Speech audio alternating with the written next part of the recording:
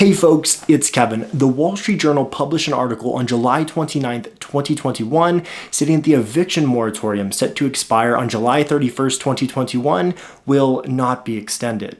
According to the article, President Joe Biden was in support of an extension. However, due to a Supreme Court ruling last week, that option is no longer available. They go on to say that 8.2 million adults are behind on rent/mortgage payments as of July 5th, 2021. A big fear for economists is that the likelihood of a rush of inventory hitting the market after these homes are vacated could potentially cause supply to catch up to buyer demand, which would ultimately lead in decreasing home values. As we know, landlords have been squeezed, unable to collect rent payments and still being on the hook for things such as taxes, maintenance, as well as utility costs.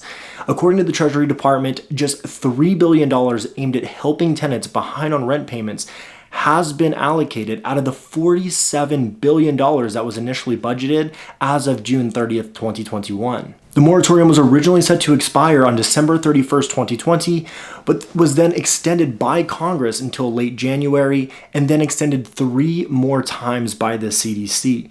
Chairman Maxine Waters goes on to say that if we do not get an extension on this eviction moratorium, we could see hundreds of thousands of adults and children wind up homeless.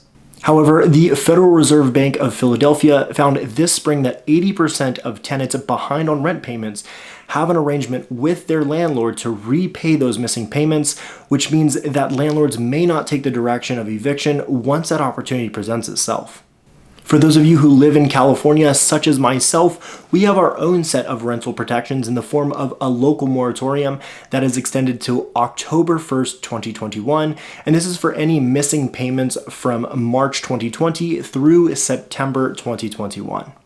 Per the San Diego Housing Commission website, landlords are required to provide notice to tenants who, as of February 2021, have not paid more than 1 or more months of rent during this time period.